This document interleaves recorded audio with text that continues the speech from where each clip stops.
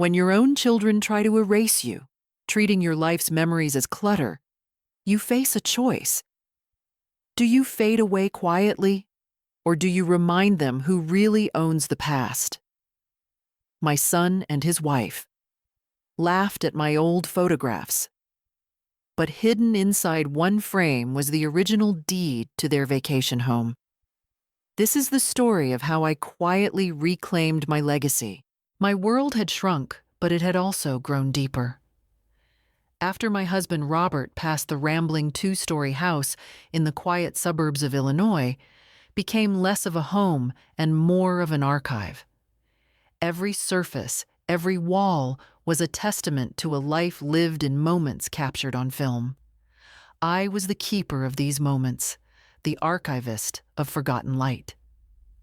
My days were measured not by the clock on the wall, but by the slow, deliberate process of sorting through negatives, the faint chemical scent that still clung to my fingertips from a lifetime spent in a darkroom, and the quiet joy of seeing a memory swim into focus in a tray of developer. Robert had been the builder, the man of wood and steel, while I was the chronicler, the woman of silver gelatin and shadow.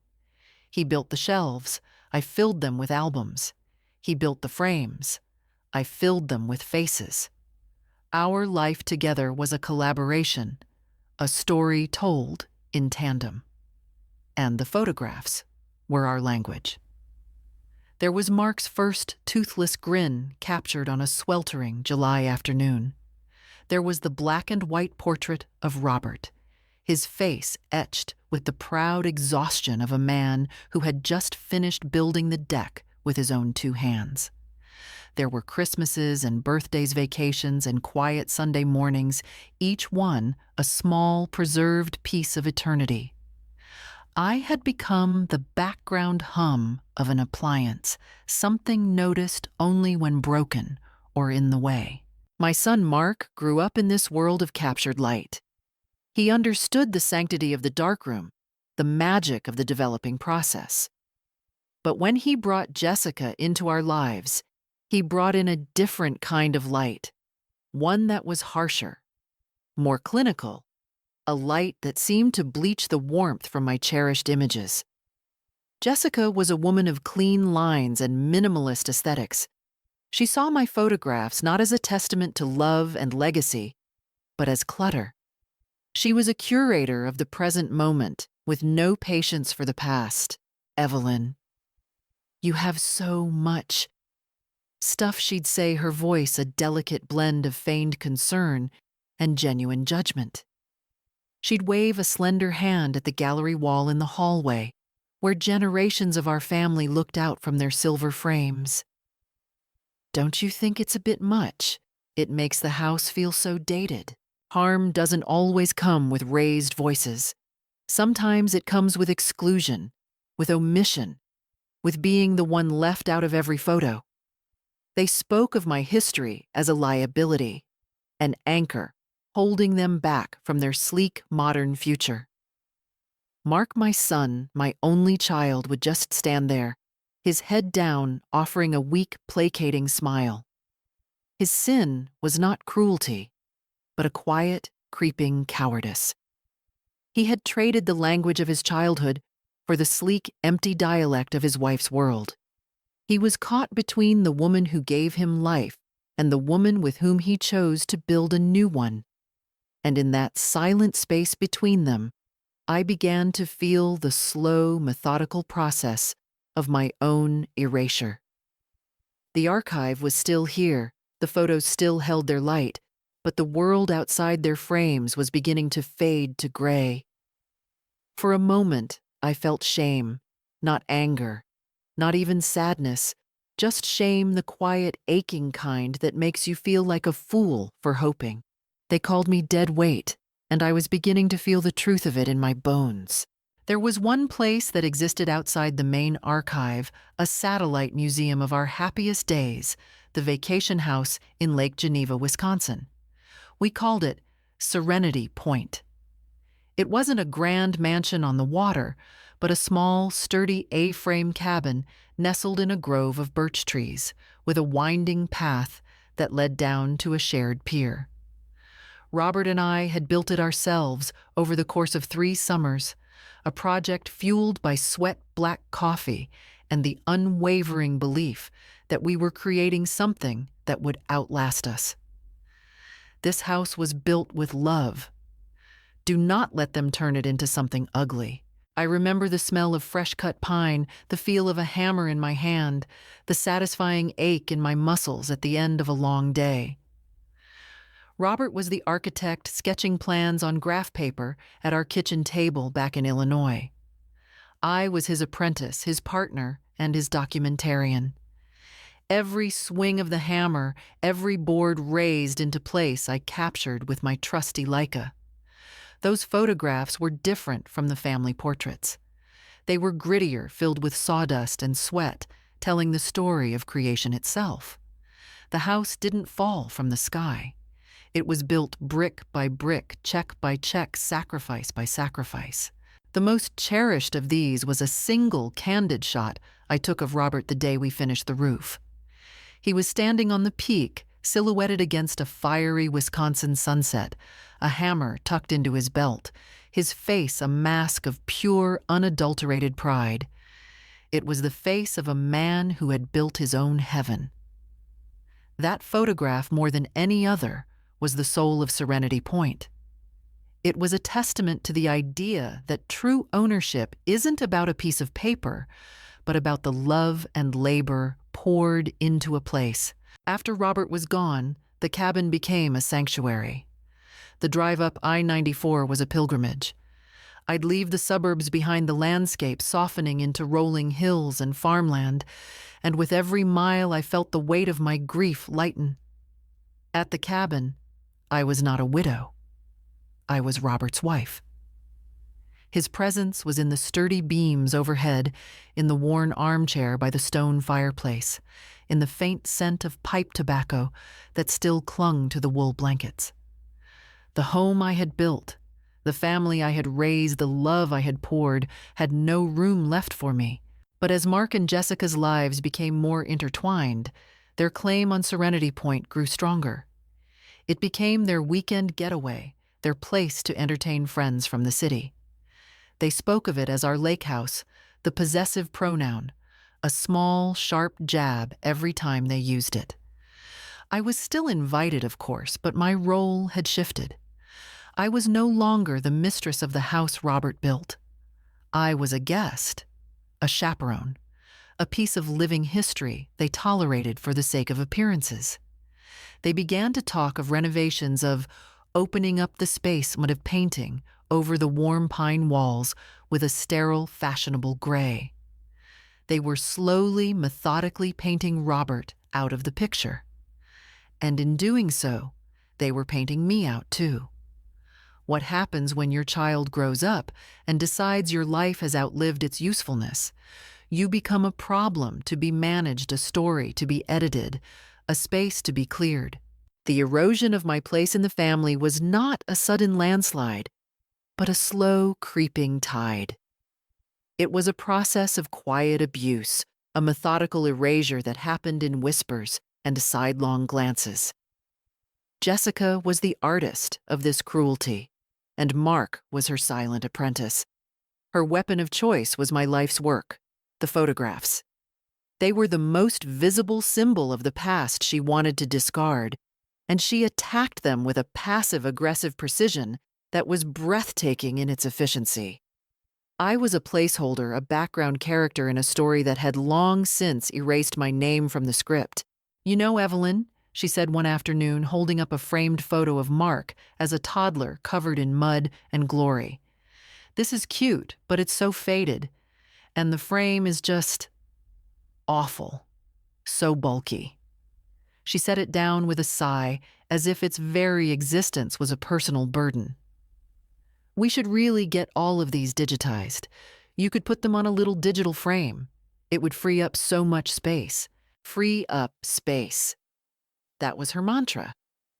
My memories, my history, the very evidence of my life were taking up space, that she felt was better used for a minimalist vase or a piece of abstract art that, to my eye, looked like a paint spill.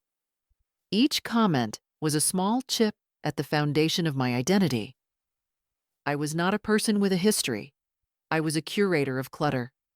They thought I was a shadow, but they had no idea the light was about to shift. Mark's role in this was to absorb her words and reflect them back with a veneer of practicality. "Mom, she has a point," he'd say, avoiding my eyes. "The house is full. Maybe we could just put some of them away. The ones that are less important." Less important. Who decided which moments were less important? The photo of my mother on her wedding day.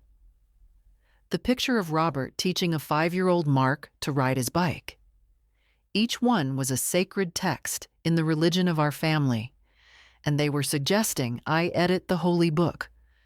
I was no longer his mother in his eyes. I was just another inconvenience. At Serenity Point, the erasure was more aggressive. One weekend, I arrived to find the gallery wall in the main room had been dismantled. My photographs of the cabin's construction, the story of its birth, were gone. In their place hung a single enormous store-bought canvas print of a generic beach scene. "Doesn't it look so much cleaner?" Jessica asked, her smile bright and brittle. "It just felt so busy before, so personal." I found my photographs stacked in a dusty box in the corner of the garage next to some old paint cans and a rusty shovel. They hadn't even bothered to wrap them properly. The frame on my favorite photo of Robert on the roof was cracked. I ran my finger over the splintered wood, and the pain was a physical thing, a sharp intake of breath. They weren't just putting away pictures. They were discarding the man who built the very roof over their heads. I said nothing. I simply took the box, put it in the trunk of my car, and drove back to Illinois. My silence, I was beginning to learn, was something they mistook for surrender. But it was not surrender. It was memory, sharpening its blade.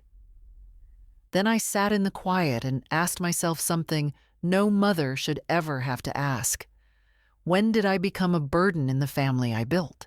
Their campaign of erasure escalated under the guise of a grand, benevolent gesture. It was a Sunday evening, a few weeks after I had silently rescued my photographs from the garage at Serenity Point. Mark and Jessica arrived at my house for dinner, bearing a large, flat box wrapped in tasteful silver paper. This was not kindness. This was choreography, a perfect little dance to lull me into stillness.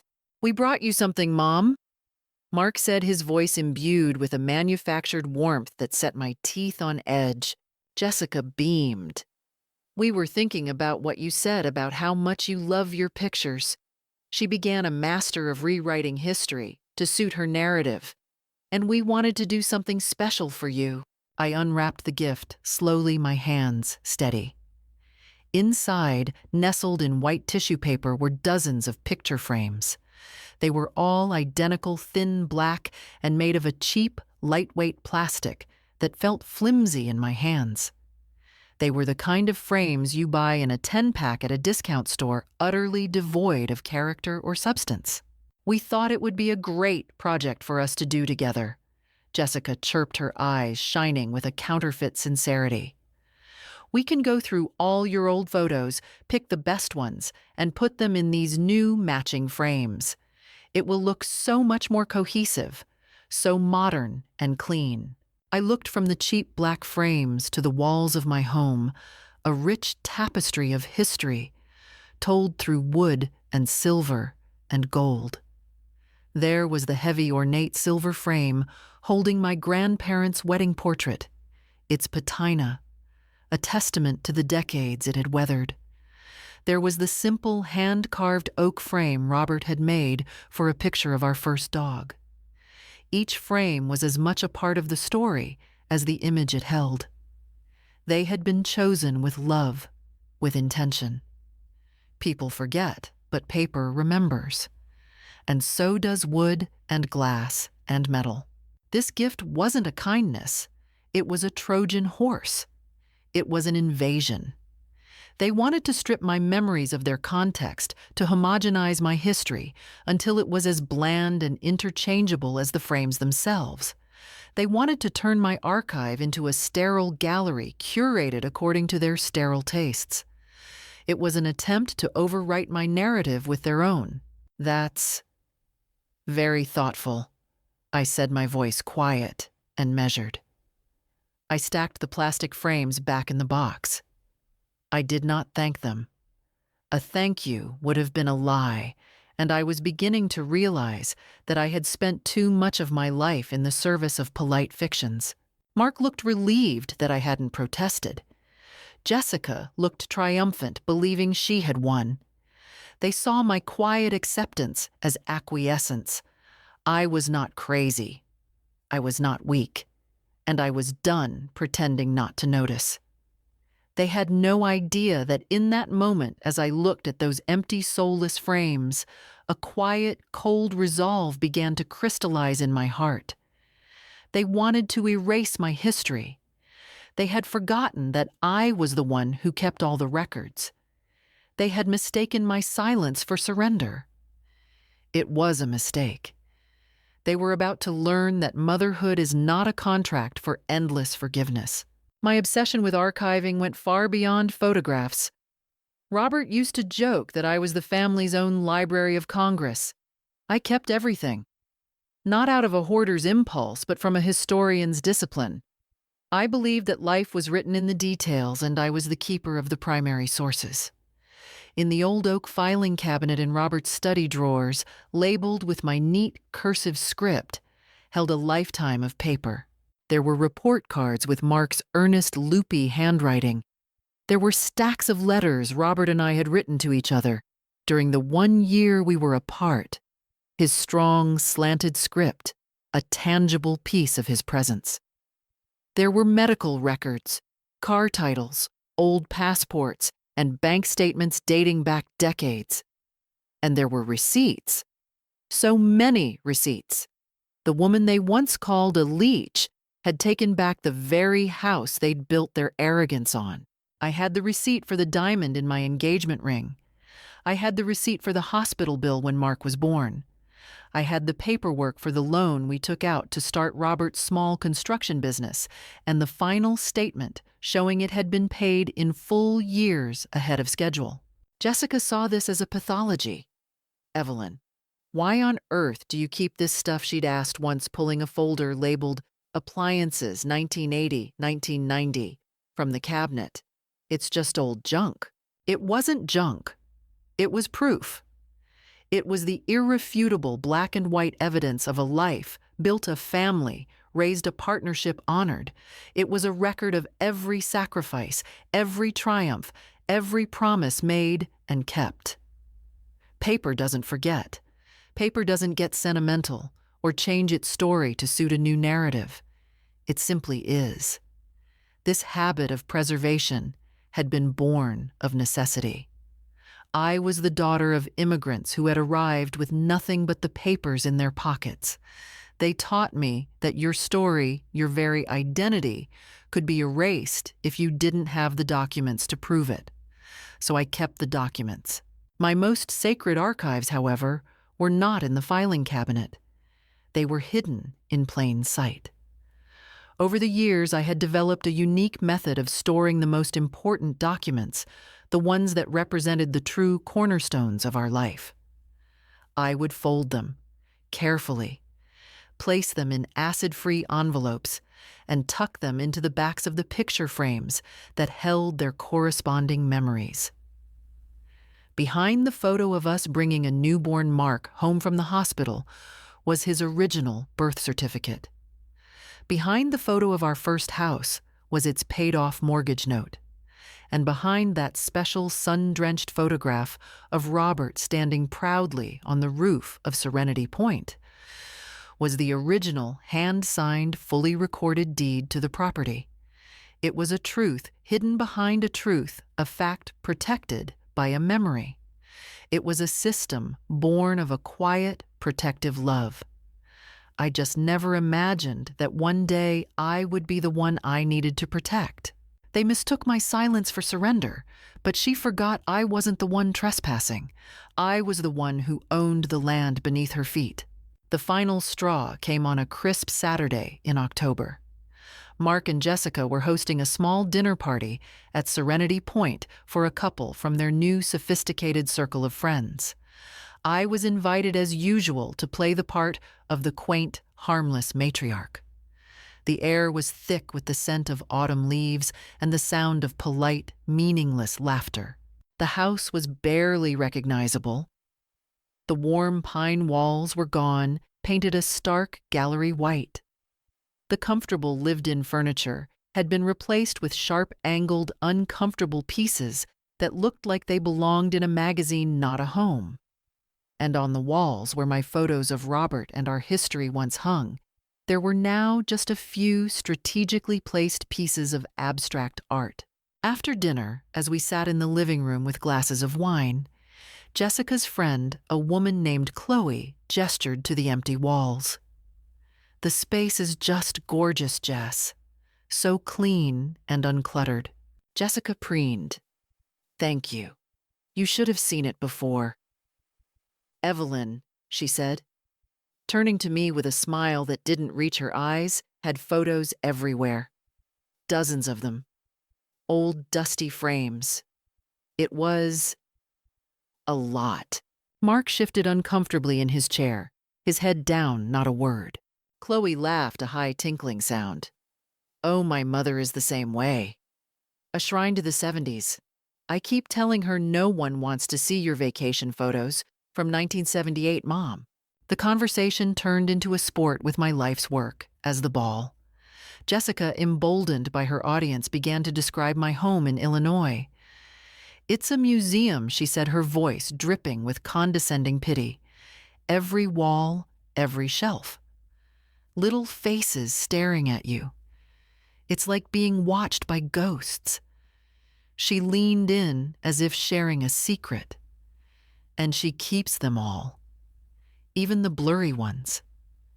Even the ones with thumbs in the corner." Her friends laughed. It was a cruel, dismissive sound that echoed in the sterile white room. I sat there, a guest in the house my husband had built, and listened to them mock the very heart of me. I looked at Mark, pleading with my eyes for him to say something, to defend me, to defend his own history. He just stared into his wine glass, his silence, a resounding roar of betrayal. He just stood there like a coward. In that moment, something inside me shifted. The pain that had been a dull ache for years sharpened into a point of ice-cold clarity. They didn't just see my photographs as clutter. They saw me as clutter. I was a relic, a faded print in a dusty frame that they were eager to put away in the garage. I was the ghost in their machine, and they were trying to exorcise me. I stood up quietly. "If you'll excuse me," I said, my voice even and calm. "It's been a long day. I think I'll turn in." As I walked to the small guest room, my old master bedroom, I could hear their laughter behind me. They thought they were laughing at a weak old woman. They had no idea they were laughing at the legal owner of the very floorboards beneath their feet. And I knew with a certainty that settled deep in my bones that it was time to remind them. I was not a mother in this house, not a grandmother, not even a human being. I was just a ghost sitting in a chair that no one wanted filled. And in that silence, something inside me settled. Not like calm, but like stone. I was awake before the sun rose the next morning. I didn't sleep. I lay in the narrow bed of the guest room, staring at the unfamiliar white ceiling, and let the clarity of the previous night wash over me. It was not a wave of anger or a thirst for revenge. It was something colder, purer. It was the calm that comes after a long storm, when the air is still and every detail of the landscape is thrown into sharp relief.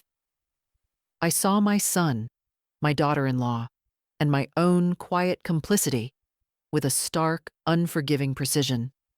I packed my small overnight bag in the pre-dawn gloom. I moved through the silent house, a ghost in truth now, and didn't look back. I left a short, simple note on the kitchen counter. Had to leave early. See you in Illinois. No emotion, no explanation. Just a statement of fact. Silence is the only reply strong enough to be heard. The drive home on I-94 was different this time. It was not a retreat. It was an advance. The rising sun cast long shadows across the Wisconsin fields, and with each mile that passed, the plan that had been a nebulous thought solidified into a hard, clear intention. My mind, which had felt clouded with grief and confusion for so long, was now a well-oiled machine clicking through the steps with a cool, logical efficiency. My archive was not just a collection of memories. It was a collection of evidence. My photographs were not just art. They were records. And the most important record of all was waiting for me hidden in plain sight, protected by the face of the man they had so carelessly discarded. When I arrived back at my house in Illinois, the familiar rooms felt different. They were no longer just a sanctuary of the past. They were a headquarters. The walls covered in the faces of my family seemed to look at me with knowing eyes urging me on. They were not ghosts to be exorcised. They were a silent army at my back. I walked directly to the box of photos I had rescued from the garage at Serenity Point. My hands were steady as I sorted through them, my touch gentle. I found the one I was looking for, Robert, on the roof, his silhouette a testament to everything he had built, everything they had tried to erase. I carried it into the kitchen and laid it on the table. The frame was still cracked from their carelessness. Using a small screwdriver from Robert's old toolkit, I carefully pried up the small metal tabs holding the backing in place. I slid out the thick cardboard and the matting, and there it was, a simple cream-colored envelope yellowed with age.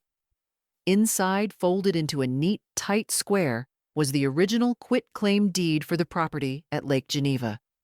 My name, Evelyn Reed, and Robert's name, Robert Reed, were typed clearly as joint tenants with rights of survivorship. Upon his death, ownership had transferred to me, fully, legally, undeniably. I unfolded the document, its thick old paper crinkling with a sound like dry leaves. I smoothed it out on the table, my fingers tracing the raised seal of the Walworth County clerk. The weight of that paper, the finality of it, felt like the most solid thing in the world. This was not a memory. This was a fact. And I was about to use it to teach my son and his wife a lesson in the difference between the two. The woman you charged rent is the legal majority owner of this land. I was not the fool in this story. I was just quiet until it was time not to be. The next morning, I made a phone call I hadn't made in over a year. I dialed the number for James Callahan, attorney at law. James had been Robert's best friend since they were boys, and he had been our family's lawyer for over 40 years. He had handled the legal work for Robert's business, he had drafted our wills, and he had sat with me in his quiet, book-lined office after Robert's funeral, explaining the intricacies of the estate with a gentle, patient kindness. He was my husband's oldest friend and my lawyer. He was a man cut from the same cloth as Robert, honest, steady, and with a core of integrity that was as unyielding as granite. He answered on the second ring, his voice the same warm, reassuring baritone I remembered. "Evelyn," he said, a genuine pleasure in his voice. "It's so good to hear from you. Is everything all right?" "Everything is clear," James, I replied, and the word felt right. "I need to see you. I have a legal matter to discuss." We met the following afternoon. I walked into his office, the same one he'd occupied for decades, and felt a sense of calm. The air smelled of old books and lemon polish. James, now in his late 70s, but still with a sharp, intelligent glint in his blue eyes, came around his large oak desk to greet me with a warm, respectful hug. I didn't waste time with small talk. I sat down, opened my handbag, and laid the folded deed to Serenity Point on his desk. "I want to sell this property," I said, my voice even. James picked up the document, his bushy eyebrows rising as he examined it. He unfolded it, his eyes scanning the legal text. He looked up at me, his expression unreadable. "This is the original deed. I remember filing this for you and Bob back in '88. It's ironclad. You are the sole unencumbered owner, Evelyn." He paused, his gaze searching mine. "Mark and Jessica. Do they know you're doing this?" "Mark and Jessica believe they own the house," I stated simply. "They have been living in it, redecorating it, and hosting parties in it under that assumption. They have forgotten whose name is on the deed. They have forgotten a great many things." I then told him everything. I didn't yell, I didn't cry, I didn't call anyone. I recounted the events with the detached precision of a historian presenting her findings. I told him about the slow erasure, the mockery of my photographs, the dinner party, the box in the garage, the cracked frame. I told him about the cheap black plastic frames they had given me as a gift. James listened without interruption, his hands steepled in front of him.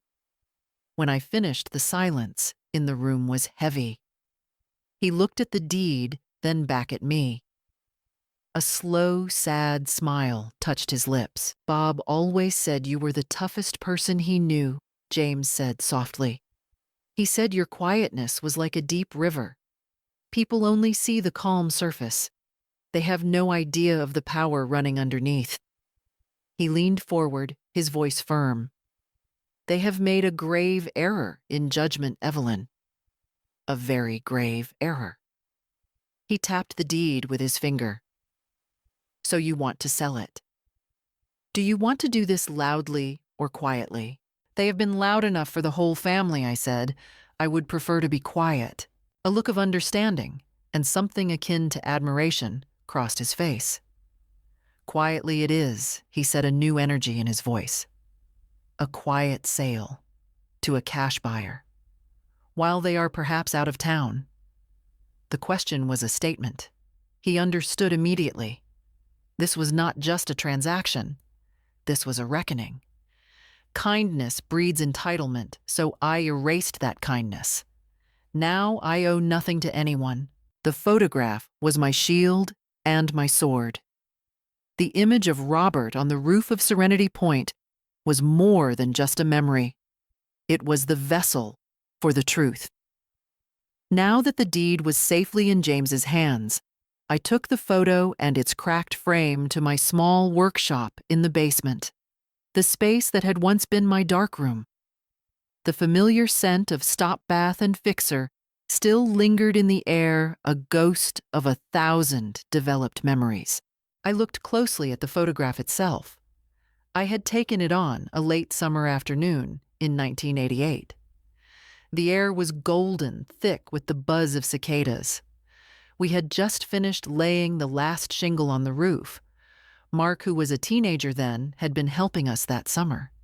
He had carried bundles of shingles up the ladder, his face flushed with effort, a rare, genuine smile on his lips. When the last one was in place, he had gone down to the lake for a swim. But Robert had stayed up there on the peak of the A-frame, looking out over the water as the sun began to dip below the trees. He hadn't known I was taking the picture. It was a stolen moment. His profile was sharp against the orange sky. His work shirt was stained with sweat and tar. His hand rested on the hammer in his belt. He was not posing. He was simply being. He was a man at peace, content in the knowledge that he had built something real, something that would shelter the people he loved. It was a portrait of quiet strength, of foundational love. It was everything they had forgotten. I remembered the day I hid the deed inside it. It was a few years after Robert's passing. I had been organizing his papers and came across the deed.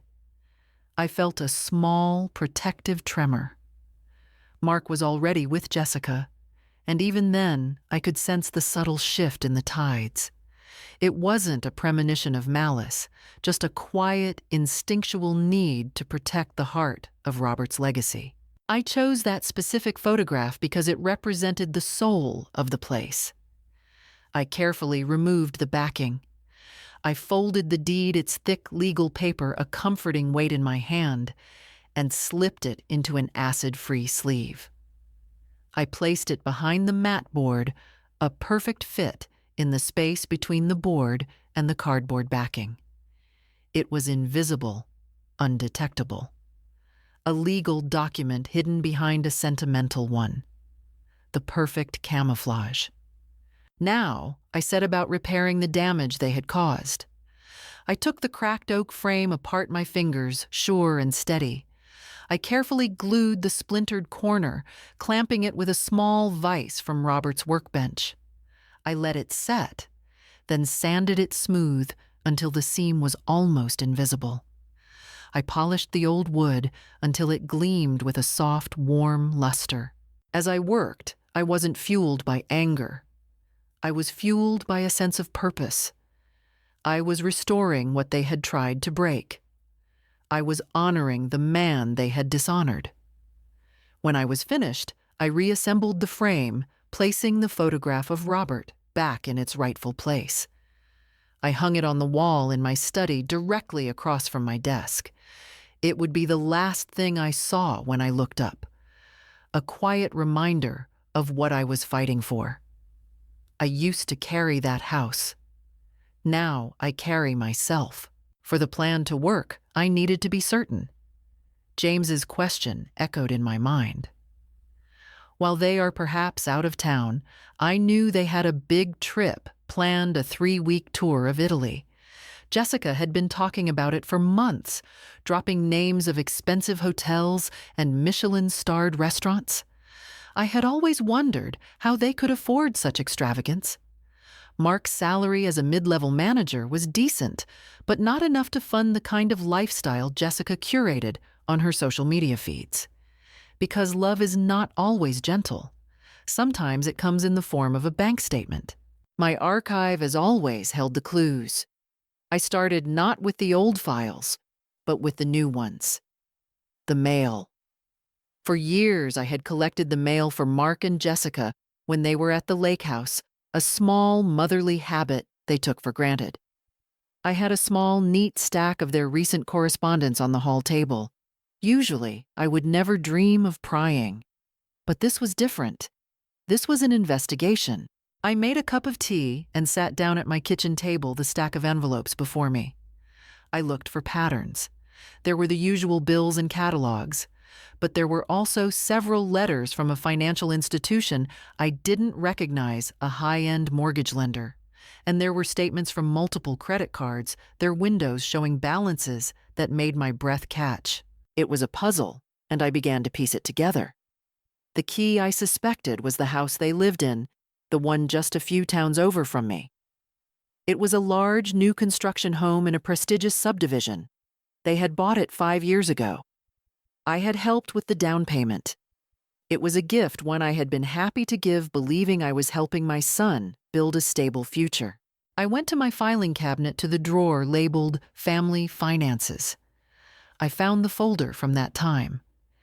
I had kept a copy of their original mortgage application, a document Mark had asked me to review before he signed.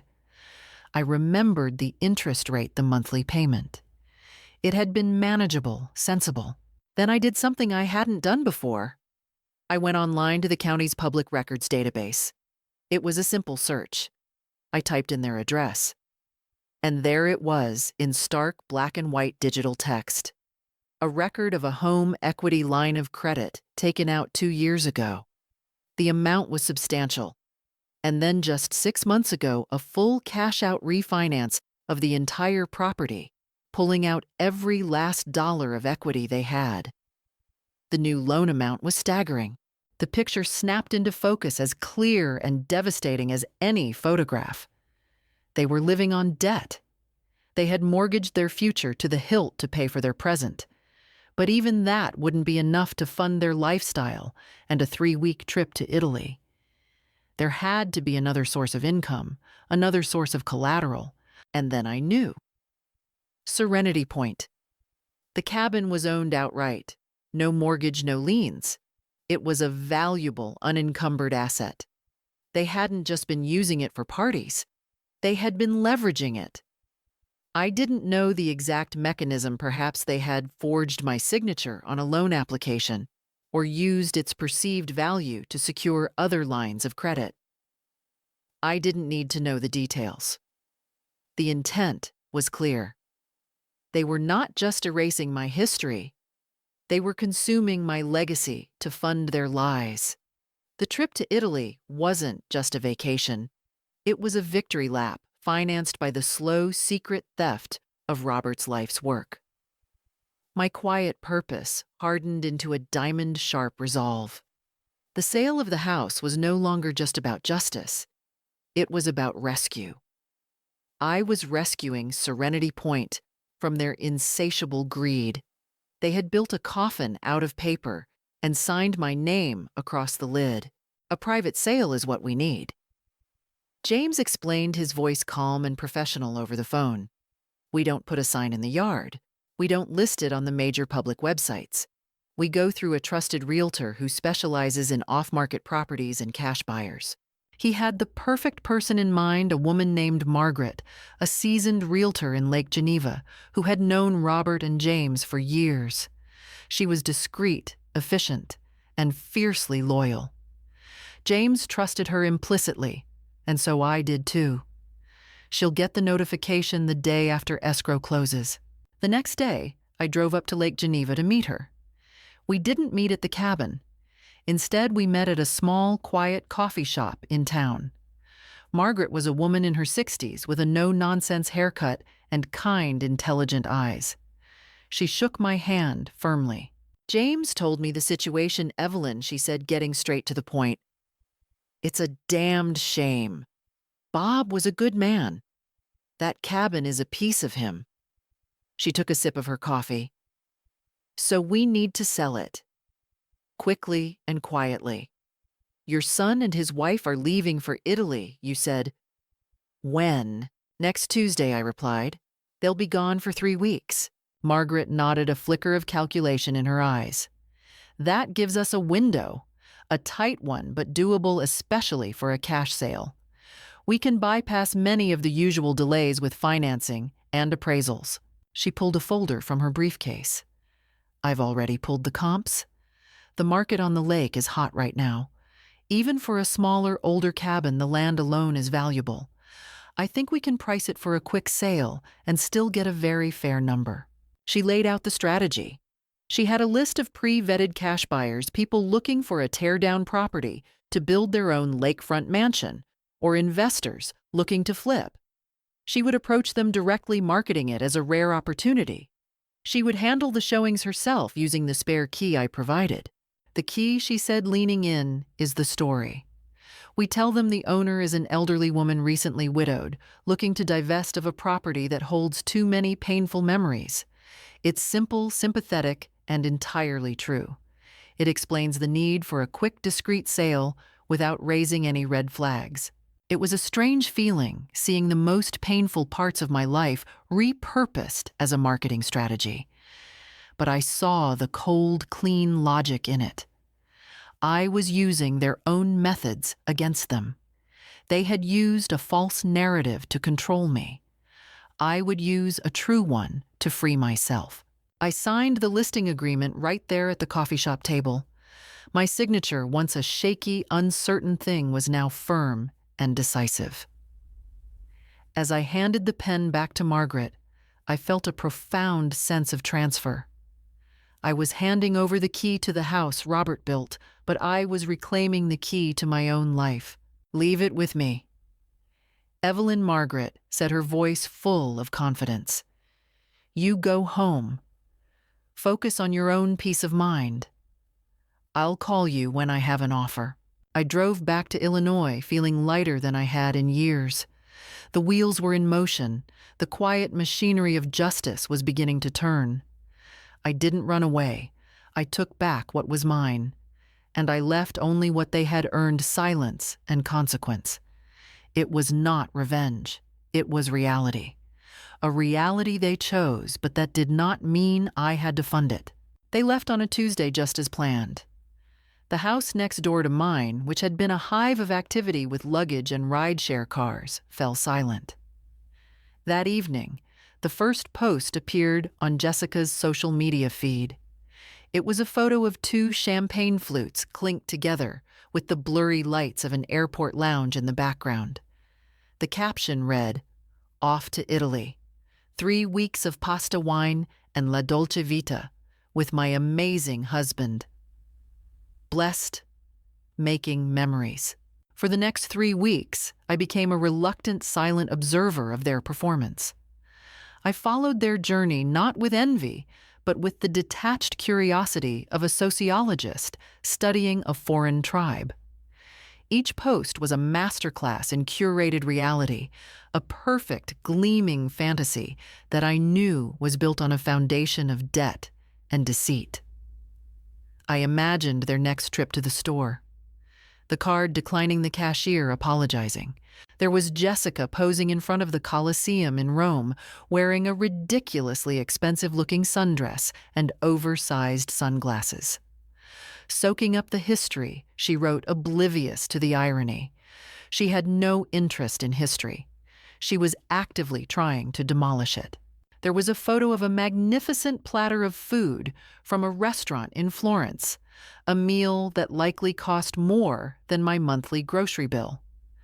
When in Tuscany, "You indulge," the word indulge seemed particularly fitting. Their entire lives were an indulgence paid for by others. There was Mark smiling a tense, unfamiliar smile on a gondola in Venice. He looked less like a man enjoying a romantic getaway and more like a hostage trying to signal to the camera that everything was fine. He was so far out of his depth, a man drowning in a sea of his wife's ambitions. With each post, I felt not anger, but a profound and sorrowful pity. They were chasing a version of happiness that was as fleeting and insubstantial as a digital image. They were collecting experiences not to enrich their souls, but to populate their social media feeds to prove their worth to an audience of strangers.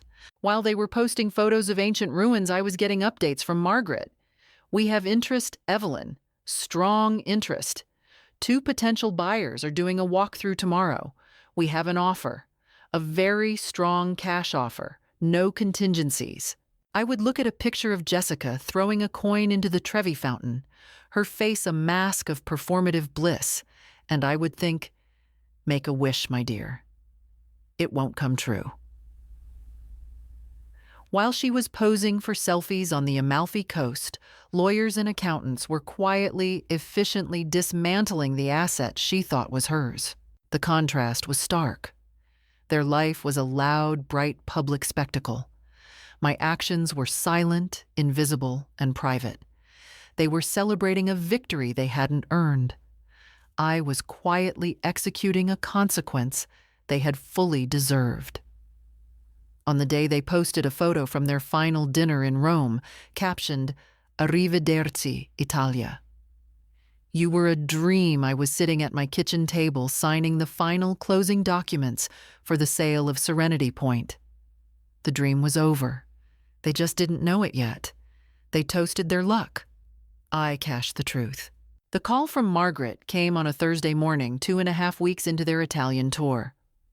"We have it, Evelyn," she said, her voice crisp and professional. "A cash offer, 10,000 over our asking price. The buyer is an investor from Chicago. He wants to close in 5 business days. He's seen the property, loves the location, and isn't concerned about the state of the cabin. He plans to tear it down." A part of my heart ached at those words.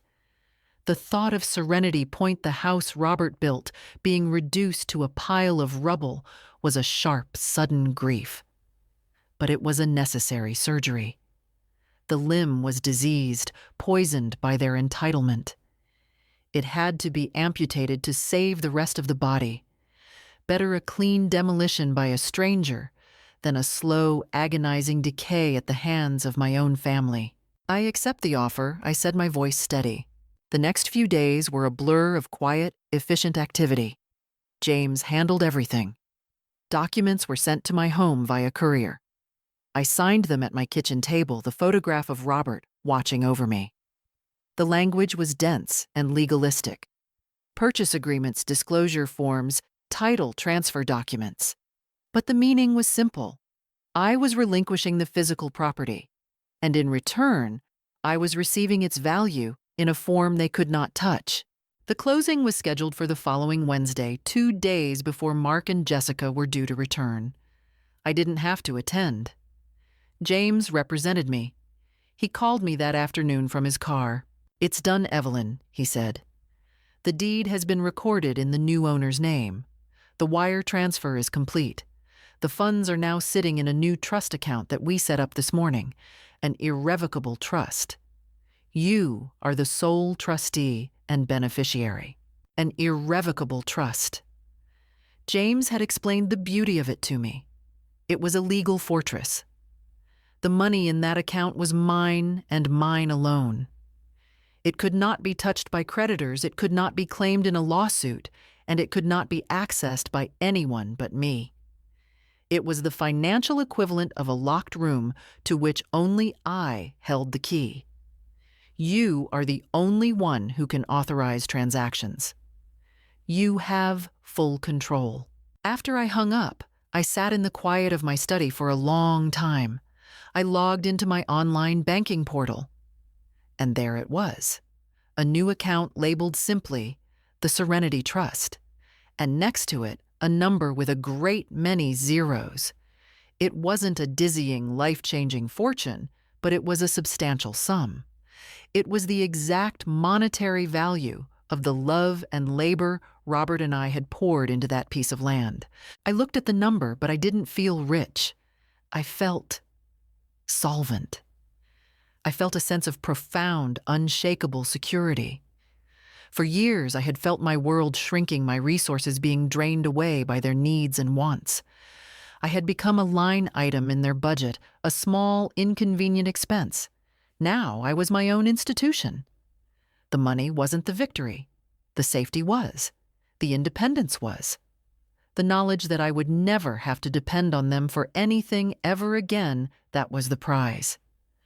I was smiling not out of revenge, but out of something stronger, clarity. They returned on a Friday night, their flight landing late at O'Hare. Mark called me from the car on the way home. His voice was tired but buoyant, still buzzing with the energy of their trip. "Hey, Mom, we're back. Italy was incredible. You wouldn't believe the food. We'll have to come over tomorrow and show you all the pictures." The word pictures hung in the air between us, laden with a new, unspoken weight. "That would be lovely, dear," I said, my voice a calm, placid lake. "I'm glad you had a good time. We're thinking of heading up to the lake house on Sunday for a couple of days to decompress." He continued, his voice casual. "The weather is supposed to be perfect. You should come with us. Get some fresh air." The invitation was an afterthought, a crumb of courtesy tossed in my direction. The ignorance in his words was so profound it was almost poetic. He was inviting me to a house that no longer belonged to me or to him. "I think I'll stay here, Mark," I said. "You two go and enjoy yourselves. You must be exhausted." "Yeah, we are," he said, yawning. "Okay, well, we'll talk tomorrow. Love you." "I love you too, son," I said. And the words were true, which was the most painful part of it all. I hung up the phone. The next day, Saturday, they came over as promised. They were tanned and glowing, laden with gifts, a silk scarf for me, a bottle of limoncello, a small, expensive block of Parmesan cheese. They sat on my couch and scrolled through hundreds of photos on Jessica's phone. It was the same performance I had witnessed online, but now in person. Jessica provided a running commentary, a breathless monologue of luxury and leisure. She described the thread count of the sheets in their hotel in Positano, the impeccable service at a restaurant in Rome, the superiority of Italian leather. She was a woman reporting back from a fantasy of her own creation. I sat and listened, nodding and smiling at the appropriate times. I was a perfect audience. I asked no difficult questions. I made no mention of finances. I was the quiet, unassuming, slightly dotty old woman they believed me to be. They were so wrapped up in the narrative of their own success, their own cleverness, that they couldn't see the abyss that was about to open up beneath them. As they were leaving, Jessica paused at the door. "You know, Evelyn, we were thinking on the flight home.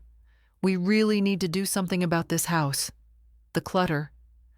When we get back from the lake, let's make a plan. A real plan to modernize things." "Of course, dear," I said, my smile serene.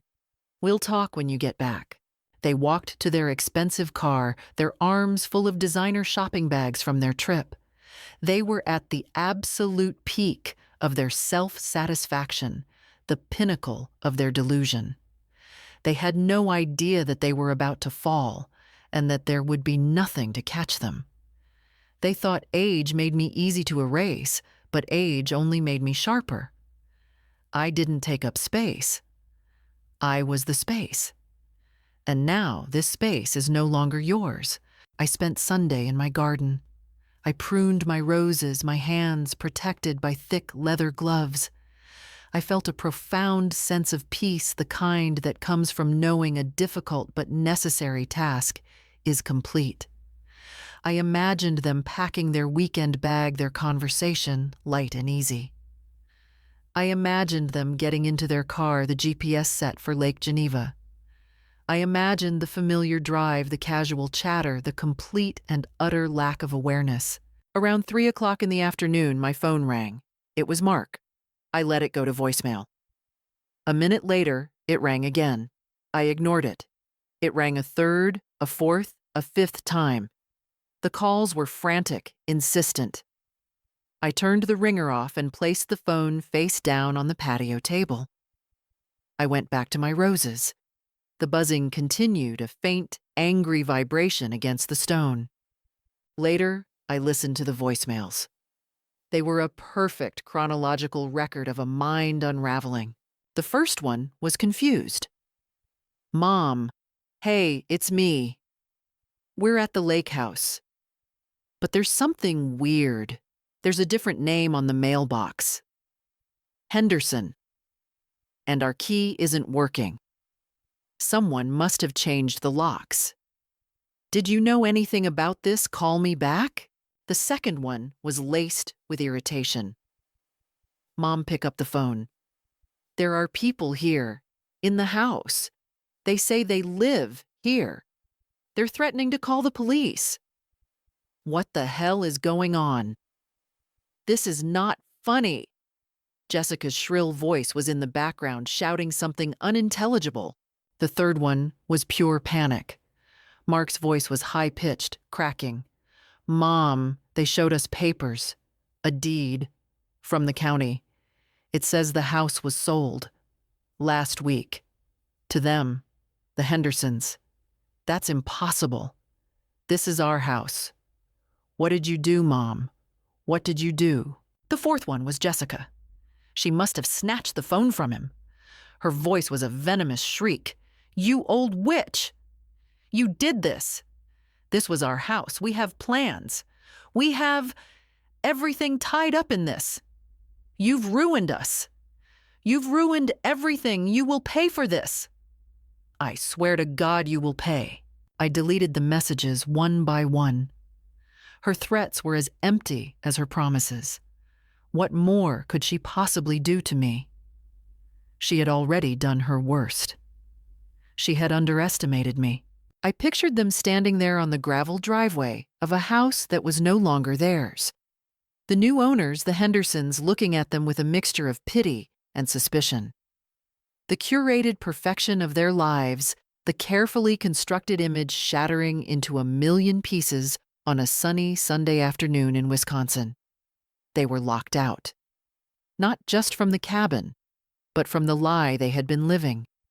The door was closed, the key no longer fit, and reality in the form of a legally recorded deed was a truth they could no longer deny. It was never yours, sweetheart. It was mine. You walked yourselves out the moment you forgot who built the floor beneath you. The rest of that day, and all through the next, my phone became a vessel of their despair.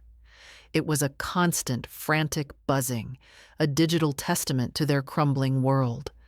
The screen would light up with Mark's name, then Jessica's, then Mark's again, a desperate, alternating rhythm. The voicemail box filled up. Then the text messages began to flood in a torrent of accusations, pleas, and threats. 99 plus missed calls. Mom, you have to fix this. This is a mistake. Evelyn, I am calling our lawyer. You can't just sell a house that isn't yours. This one made me smile. The irony was exquisite. Please, Mom, just pick up the phone. We need to talk. You have destroyed this family. I hope you're happy. The bank is calling. They're asking about the collateral. What do we tell them? I read them all with a calm, detached interest. I was no longer a participant in their drama. I was an observer. Their panic was a storm raging on a distant shore. I was safe in my harbor, the waves unable to touch me. For the first time, their chaos was their own. I was not there to manage it, to soothe it, or to pay for it. On Tuesday morning, James called. I assume you've heard from them, he said, his voice dry. They've been trying to reach me, I said. Mark called me this morning, James continued. He was agitated. He demanded to know how you could have sold his house. I informed him very simply that you sold your house, which you were legally and morally entitled to do. I sent him a copy of the original deed and the final closing statement via email. I don't believe he had anything further to say after that. James had armed him with the truth in irrefutable black and white. There was no more room for delusion, no more space for lies. That evening, a different kind of message arrived. It was a long, rambling text from Mark. The anger was gone, replaced by a desperate, pleading tone I hadn't heard since he was a small boy who had broken a neighbor's window. Mom, I'm so sorry. I know we messed up. I know I should have stood up for you. I was a coward. But please, we are in so much trouble. Jessica is a wreck. We could lose everything, the house, everything. Isn't there something you can do alone? We'll pay you back every penny. I promise. I read the message, and I felt a deep, profound sadness. He was sorry. Not because he had hurt me, but because he had been caught. His apology was not for the wound, but for the consequence. He was not asking for my forgiveness. He was asking for a bailout. He still didn't understand. He still thought my love, my resources, my very being was a utility to be used for his convenience. I held my finger over the screen, over the icon of his face. I pressed it, and a menu appeared. I selected block number. Then I did the same for Jessica. The buzzing stopped. The silence that filled my house was absolute. It was not an empty silence. It was a clean, peaceful, and gloriously empty slate. The power had shifted, not because I was shouting, but because I had finally completely stopped listening. I was never a parasite. I was the foundation. And when I left, the whole house fell. My life after the storm became quiet again. But it was a different kind of quiet. It was not the heavy, oppressive quiet of being ignored, but the light, airy quiet of being free. I sold the big house in Illinois. It was too large for one person, too full of ghosts I was ready to let go. I hired a company to help me sort through a lifetime of belongings. I kept the things that mattered, my photographs. Robert's tools, a few pieces of furniture that held real memories. The rest I let go. Peace doesn't need applause, and healing doesn't ask for recognition. I bought a small, sunny condominium in a community for active seniors. It had a balcony that overlooked a beautiful garden and a spare room that I turned into a new modern workshop and archive. I spent my days organizing my photographs, but with a new sense of purpose. I wasn't just preserving the past, I was curating it, preparing it to be shared. The money from the Serenity Trust sat untouched for a while. I had no desire for fancy cars or extravagant vacations. My needs were simple. But then an idea began to form, sparked by my conversations with James and Margaret. They told me stories of other elderly people in situations like mine, people who had been pushed out, marginalized, and financially exploited by their own families. With a significant portion of the funds, I worked with James to establish a small foundation. We called it the Legacy Project. Its mission was simple: to provide free legal aid and financial counseling to senior citizens who were facing exploitation or fighting to retain control of their assets. It was a way to turn my personal victory into a public service. I was taking the value of the house Robert built and using it to build a fortress for others. One afternoon, I was volunteering at the foundation's small office when a woman came in. She was a few years older than me, with frightened eyes and hands that trembled as she clutched a bundle of papers. Her son was trying to have her declared incompetent so he could sell her home and put her in a state-run facility. I sat with her. I made her a cup of tea, and I listened to her story. As she spoke, I saw my own quiet pain reflected in her face.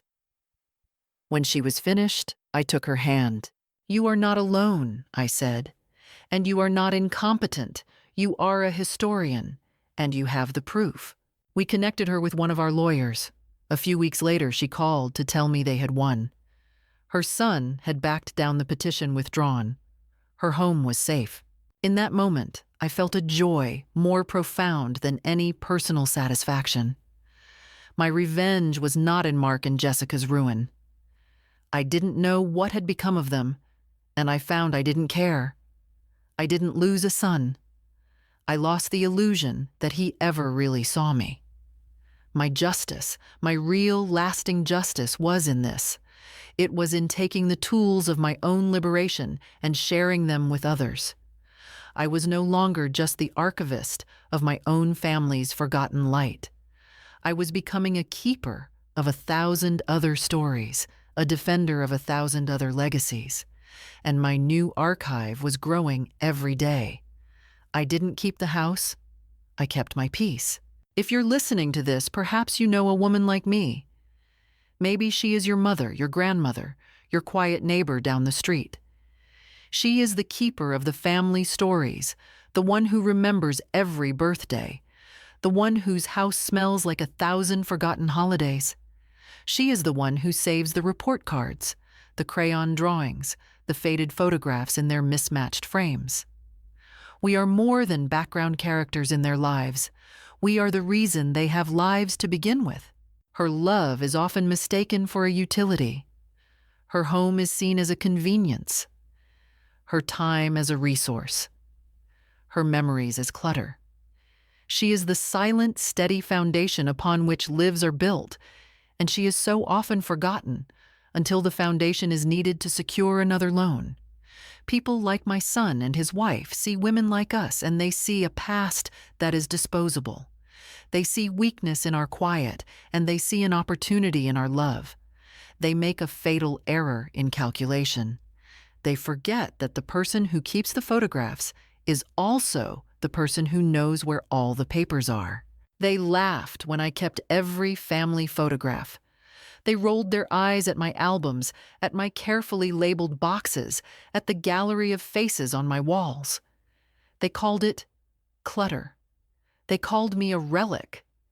They saw a woman fading into the background, a ghost in her own home. But they never thought to look closer. They never thought to ask what might be hidden behind the smiling faces, what unseen signature might be tucked away behind the image of the past. They didn't understand the true nature of an archive. It is not a dusty, sentimental collection of objects. It is a repository of proof. It is a library of evidence. Every photograph is a timestamp, every letter is a testimony, and every deed is a verdict. Paper does not forget. And a woman who has spent her life preserving the truth for others will eventually learn how to use it to preserve herself. My name is Evelyn Reed. I am a woman from Illinois who loved her family, her husband, and her life's work.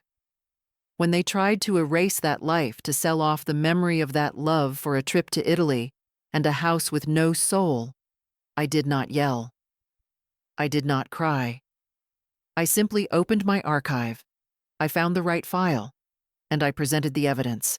So if you have ever been made to feel like a guest in the life you built, if your history has ever been called clutter, if your silence has been mistaken for surrender, then hear this. Your memories are not a burden. They are your power.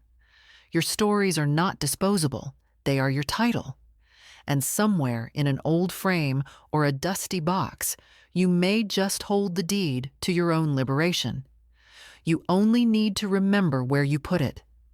Your worth does not expire with age. It does not fade when your hands get tired. Do not wait until they forget who you are to remember it yourself. Thank you for watching Her Quiet Revenge. True stories. If these stories of quiet strength and reclaimed dignity resonate with you, don't forget to subscribe to Her Quiet Revenge. True stories, and hit the notification bell so you never miss a moment of justice. Your support helps us continue to give a voice to the women who were told to be silent. We'll see you in the next story.